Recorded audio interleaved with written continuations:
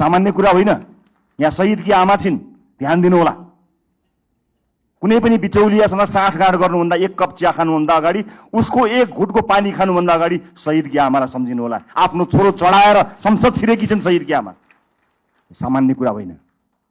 यो देशमा बिचौलियागिरी बिगबिगी छ। मैले छोटो समयको राजनीतिमा जुन देखेँ त्यो अनुभव तपाईँलाई सुनाउँदैछु। तपाईँहरूलाई विचलित बनाउन, तपाईँलाई प्रभावित बनाउनको निमित्त मानिसहरू दौडन्छन्। देशको परिस्थिति यस्तो छ कि सरकार बनेको बेलुकाबाट एउटा समूह सरकार ढाल्न सक्रिय रहन्छ। बनेको दिनबाट प्रत्येक पटक हामीले अभूतपूर्व जनमत प्राप्त गरेका छौँ। त्यो अभूतपूर्व जनमत प्राप्त गरेसँगै अब यिनीहरू बीच फाटो ल्याउन सकिन्छ कि भनेर ठाउँ ठाउँबाट प्रयास भएको तपाईँहरू हेर्नुहुन्छ होला नि। समाचारभित्रका नियतहरू पनि हेर्न सकिन्छ नि कहिलेकाहीँ त।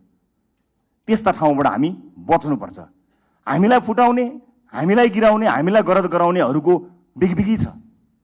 हामी विरुद्ध पनि त धेरै मत आएको छ नि, लाखौँ भोट छ नि जसले हामीलाई भोट दिएनन्।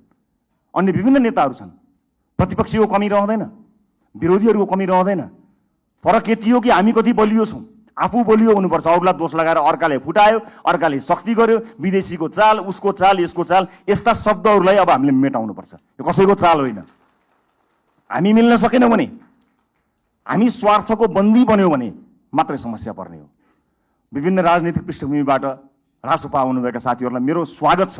तपाईँहरूले कहीँ कतै हेजिटेसन भन्छ नि, कहीँ कतै तपाईँले लघुतावास राख्नै पर्दैन। मलाई पुरानो पार्टी भन्छन् कि अथवा पुरानो पार्टीहरूलाई गाली गर्दा मैले अनुहार रातो पार्नुपर्छ कि केही पनि भन्न पर्दैन। हृदय ठुलो पारेर हामीले तपाईँहरूलाई स्वागत गरेका छौँ। खालि यति हो कि पुरानो प्रवृत्तिबाट तपाईँ टकटकिएर आउनुपर्ने हुन्छ। किनकि देश त्यस्तो अवस्था गरी नचलोस् भनेर कलिला भाइ बहिनीहरूले रगत बगाएका हुन्। हामीमाथि ऐतिहासिक जिम्मेवारी छ। यो 5 वर्ष नियमित रूपमा आएको चुनाव होइन, यो त शहीदहरूले रगत बगाएर आएको चुनाव हो।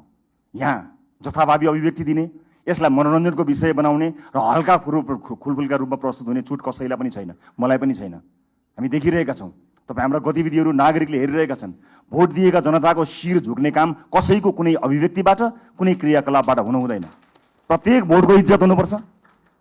हो, सञ्चार माध्यममा बोल्न रमाइलो लाग्छ, आफ्नो बारेमा समाचार आउँदा रमाइलो लाग्छ, आफ्नो बारेमा वाहवाही हुँदा रमाइलो लाग्छ।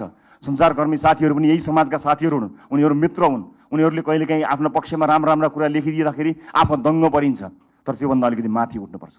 तपाईँले दिने अभिव्यक्तिले वैदेशिक सम्बन्धमा के प्रभाव पारेको छ त्यो कुरा याद नगरिकन तपाईँले त्यस्ता किसिमका हल्का फुल्का अभिव्यक्ति दिनुभयो भने देशलाई दीर्घकालीन रूपमा असर गर्न सक्छ। अब तपाईँ हिजोको मान्छे होइन, अब जिम्मेवार सांसद हो, जिम्मेवार राजनीतिकर्मी हो, जिम्मेवार प्रतिनिधि सभाको सदस्य हो।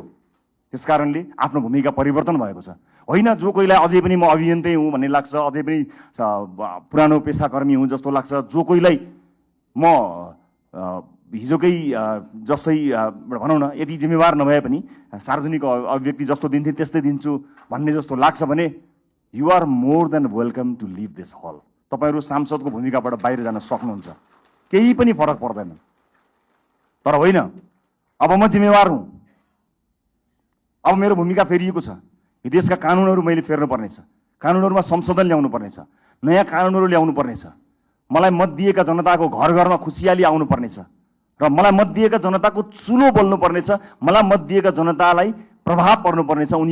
उनीहरूले मैले जस्तै अस्पतालमा उपचार गर्न जाँदा बेड पाउनुपर्छ, कसैको सोर्स बिना भन्ने कुराको महसुस तपाईँलाई हुनुपर्छ।